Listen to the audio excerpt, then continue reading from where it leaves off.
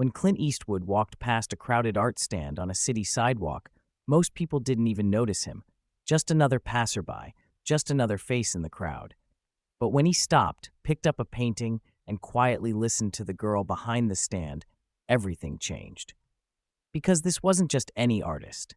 Sophie Carter wasn't just painting for recognition. She was painting to save her own life. And what happened next would become an unforgettable moment. Because in true Clint Eastwood fashion, he didn't just buy a painting, he changed her future forever.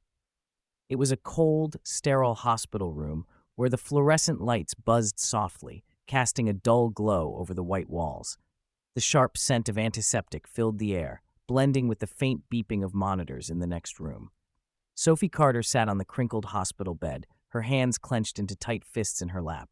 Across from her, Dr. Patel adjusted his glasses, his expression carefully unreadable. Sophie already knew what was coming. She had heard this tone before, gentle, rehearsed, the one doctors used right before delivering bad news. "The treatment is working," he said, a faint hope in his voice, "but you'll need at least 2 more rounds of chemo." Sophie barely reacted. She was used to this routine, the pain, the nausea, the exhaustion. It had become part of her life. But what she wasn't used to was what he said next. "I understand your family is struggling with the costs. Unfortunately, without insurance covering the next round, the out-of-pocket expenses will be—" He hesitated, then sighed. "Substantial." Her mother let out a shaky breath beside her. Sophie didn't need to look to know she was trying to hold back tears. The medical bills had already wiped them out. Their savings were gone. The last round of treatments had pushed them to the limit. And now, this. For the first time in a long time, fear crept into Sophie's chest. Not fear of dying. Fear of watching her parents lose everything, trying to save her. The drive home was silent. Her mother gripped the steering wheel so tightly her knuckles turned white. Her father's voice was hoarse when he told her, "Everything will be okay." But Sophie heard the lie in it. That night, lying in bed, she stared at the ceiling, her heart pounding. She refused to be a burden. She refused to let her parents drown in debt because of her. And then it hit her. Art.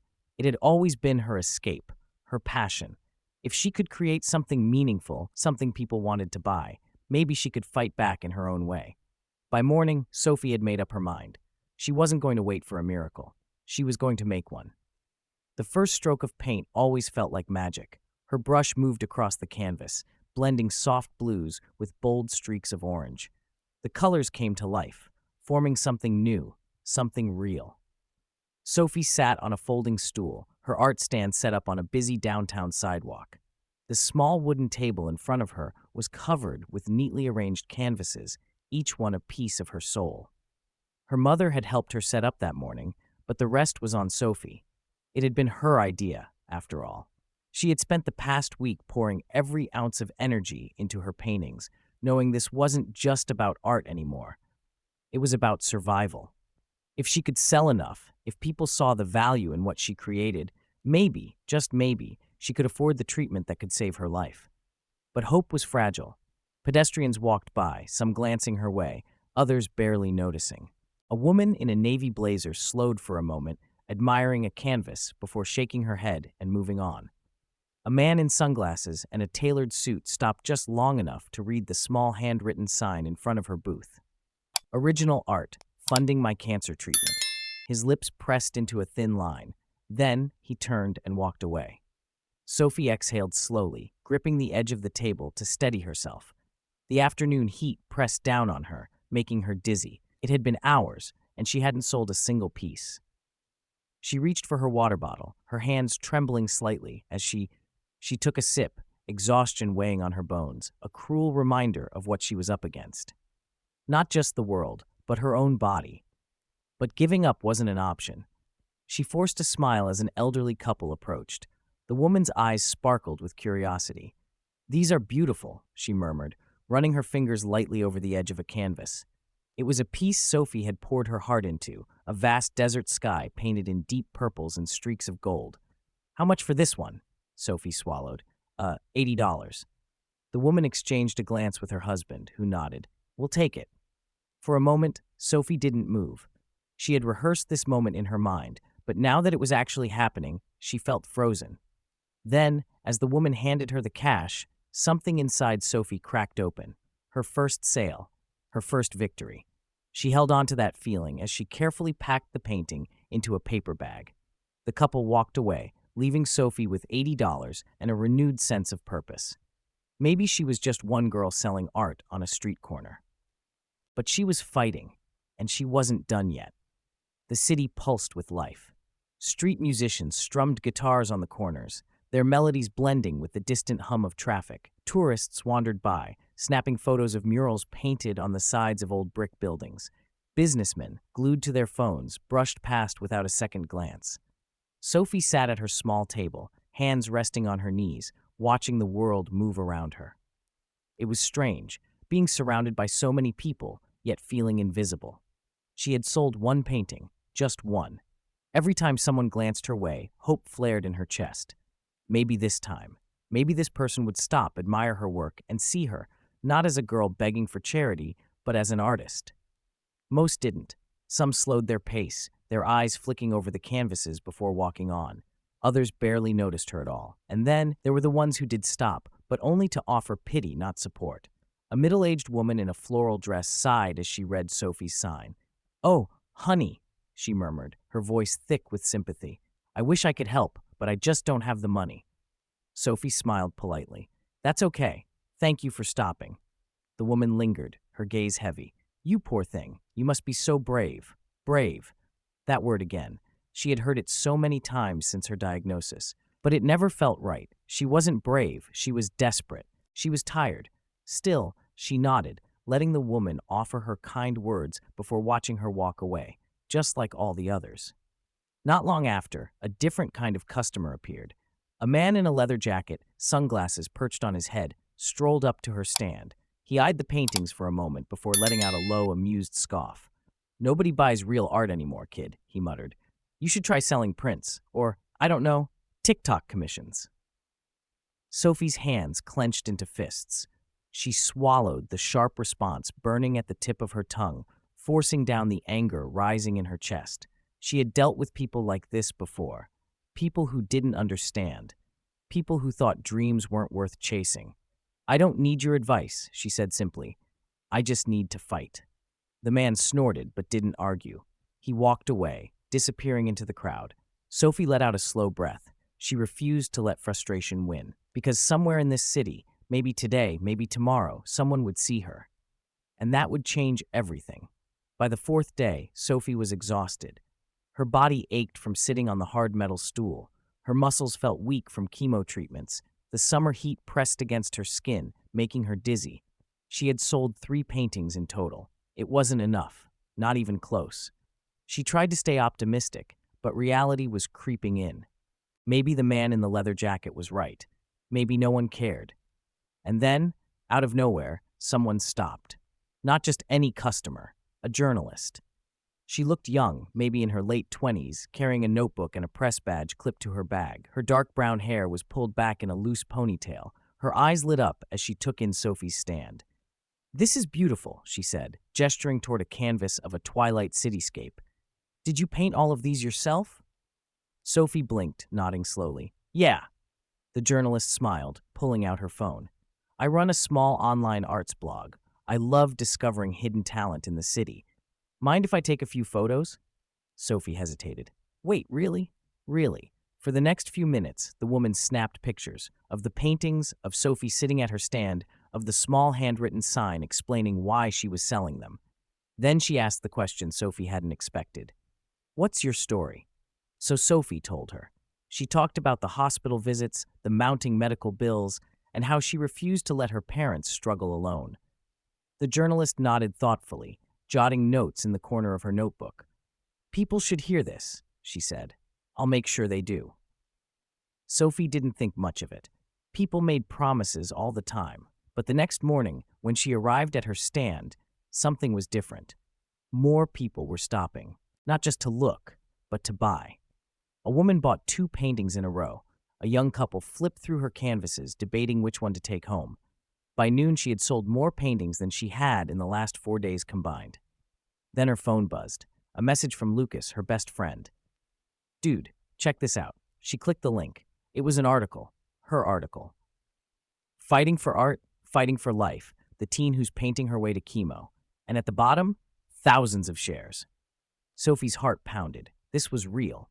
But even then, she had no idea just how big this moment was about to become. Because her biggest customer yet, he was already on his way. The afternoon sun cast long shadows over the sidewalk, stretching past Sophie's stand as another wave of pedestrians rushed by. The city was a blur of movement, people lost in their own worlds, their own problems, their own distractions. Sophie wiped the sweat from her forehead, trying to ignore the dizziness creeping in. Her body was screaming for rest, but rest wouldn't pay for chemo. She exhaled, adjusting the small stack of paintings on her table. The feature in the arts blog had helped. Sales were picking up, but she was still far from her goal. And then, without warning, the energy around her shifted. A quiet presence, a stillness that felt out of place amid the city's chaos. She felt it before she saw him. A tall, older man had stopped at her stand. He wasn't like the others. He wasn't glancing at his phone, wasn't rushing to his next meeting.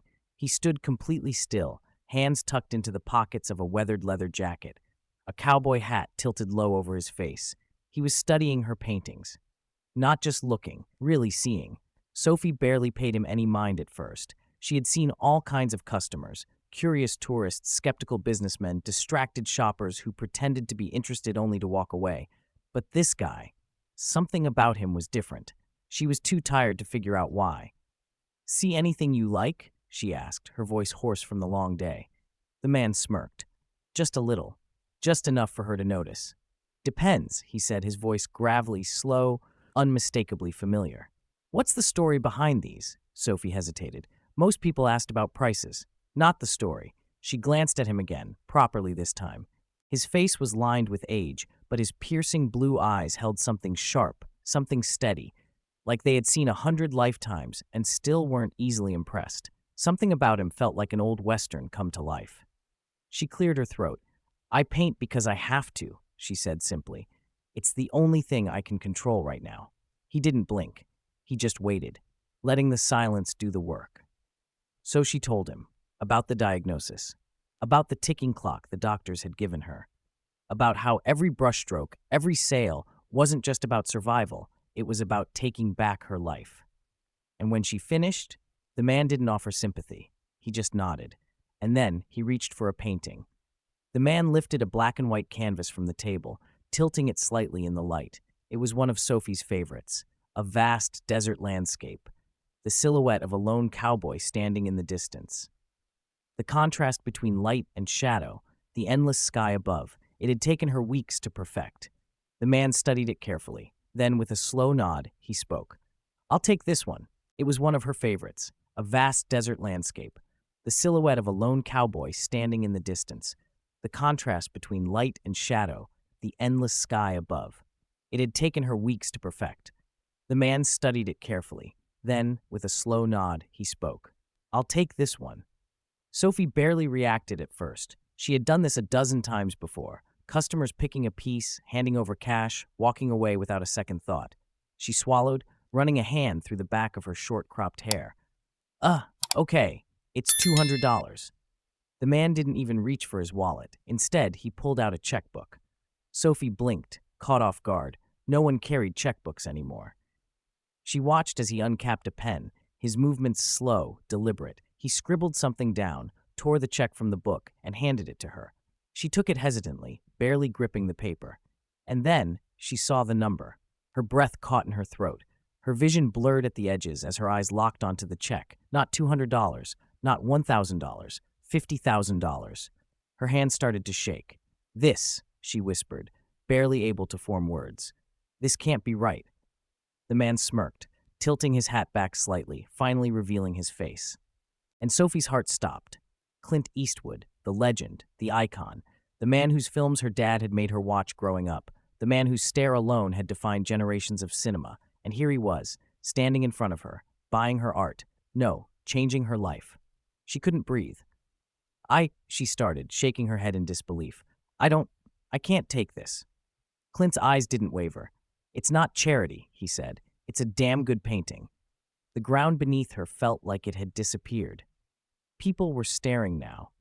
A few pedestrians nearby had taken notice. Their whispers grew louder. Someone pulled out a phone, snapping a picture. But Sophie didn't care about the crowd. She looked at Clint, really looked at him, and saw something deeper in his expression. A quiet understanding. He knew what it meant to fight for something.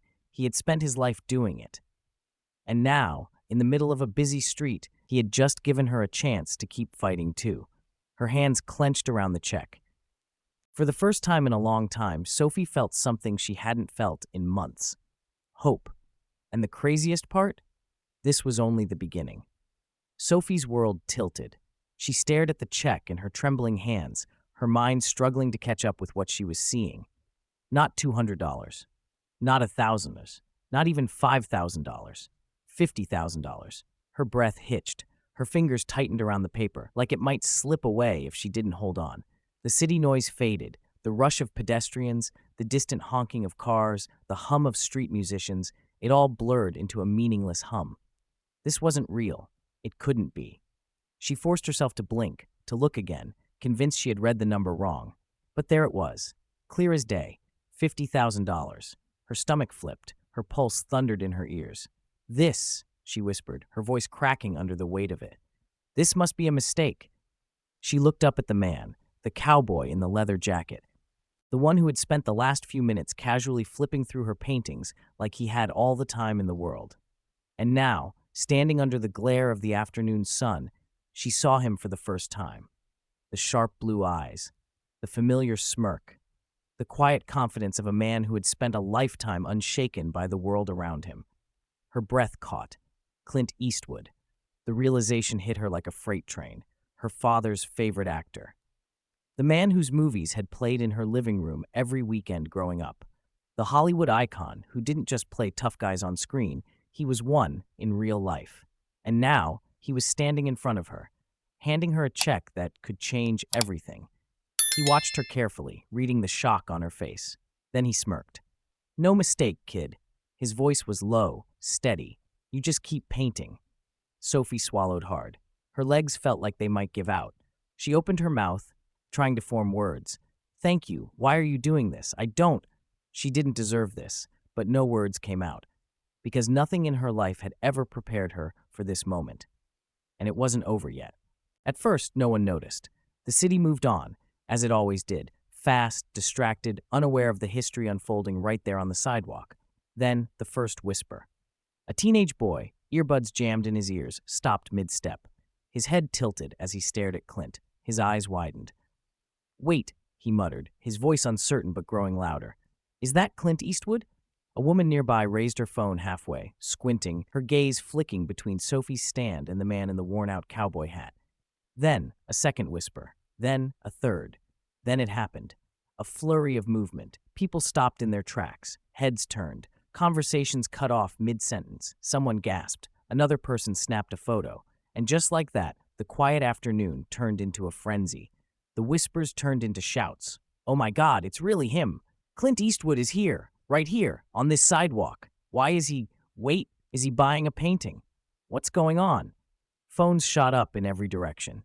A group of college students rushed closer, their voices full of disbelief. A businesswoman in high heels nearly tripped as she backtracked, pulling her assistant along with her. Then, the tipping point. A man in a suit, someone who had walked past Sophie's stand earlier without a second glance, turned back around. What's happening? He asked, stepping closer. He looked at Clint, then at Sophie, then at the stack of paintings. His eyes darted to the check, still clutched in her shaking hands. He saw the number. His jaw dropped. Wait, he just bought a painting? He blurted out. Another woman gasped. For $50,000? That was it. The crowd exploded. People swarmed Sophie's stand, their eyes darting between her and Clint, trying to make sense of what they were witnessing. And then, the wildest thing happened. Someone reached for a painting. I'll take this one, a man in a blue polo shirt called out, grabbing a cityscape painting and pulling out his wallet. Before Sophie could even process the sale, another hand shot forward. And this one, how much is it? A woman asked, hurriedly flipping through the remaining pieces. Within minutes, the paintings that had been ignored for days were being snatched up, one by one. People didn't haggle. They didn't ask questions, they just bought. A teenage girl pulled out her phone and turned to her mom. I need cash. Now. I want one before they're gone. Sophie sat there, stunned, as her once quiet booth transformed into the hottest attraction in the city. It was insane. And Clint? Clint just stood there, calm as ever, hands in his pockets, watching it all unfold. Finally, he leaned in slightly and muttered, just loud enough for Sophie to hear. Told you, kid. Just keep painting. And with that, he tipped his hat and walked away, leaving Sophie to watch the scene around her erupt into something she never could have imagined. And the craziest part? This wasn't even the end. This was just the beginning. By the time Sophie got home that night, her phone was on fire. Notifications flooded her screen, the constant ping, ping, ping of messages and alerts making her head spin. At first, she thought something was wrong. Then, she saw the headlines. Clint Eastwood buys teens painting for $50,000, and you won't believe why. Hollywood legend helps young artist battling cancer in the most unbelievable way. Teen's art stand becomes the talk of the nation after surprise visit from Clint Eastwood. Her photo was everywhere. A single image, Clint Eastwood standing at her tiny art booth holding the black and white Western painting, was now plastered across news sites, Twitter, Instagram, and Facebook. And the video? The one someone had taken of the moment he handed her the check? Over 3 million views. Sophie couldn't breathe. Her best friend, Lucas, called first. Sophie, you are literally everywhere. I don't even know what's happening, she whispered, staring at the endless wave of comments. Then, the messages started coming in. Not just from strangers, from buyers, people from all over the country, all over the world. People wanted her paintings.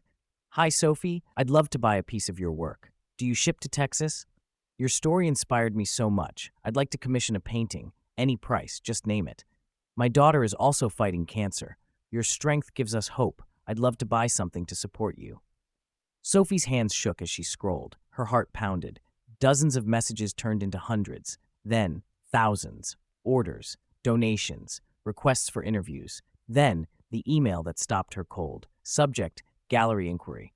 She clicked on it with trembling fingers. A prestigious gallery owner in New York wanted to represent her. Sophie, your story is remarkable. We'd love to showcase your work in our upcoming exhibition. Let's talk. Sophie pressed a hand against her chest, feeling her heart hammer against her ribs. This was real. She wasn't just selling paintings anymore. She had become a symbol of resilience. 1 month later, Sophie walked into the hospital for her final round of treatment, paid in full. Every bill, every debt, every crushing financial burden that had once threatened her future, gone. Because of one painting, because of one moment, because a man in a cowboy hat had stopped, listened, and believed in her. The chemo was rough, but this time she wasn't scared, because outside that hospital room, she had a future waiting for her. A week after her final treatment, she received a letter, handwritten, from Clint Eastwood. She opened it carefully, her fingers shaking. Sophie, your fight reminds me why some stories still matter. Never stop telling yours. Clint. Tears welled in her eyes. She folded the letter carefully, pressing it to her chest. That night, she picked up a brush and started to paint. Her first official gallery show was set for the next month. Her inbox was flooded with commission requests. Her career was just beginning. But there was one painting she would never sell. The first one she had ever sold. The black and white Western landscape. It now hung in Clint Eastwood's private collection. A reminder that true grit isn't just found in the movies.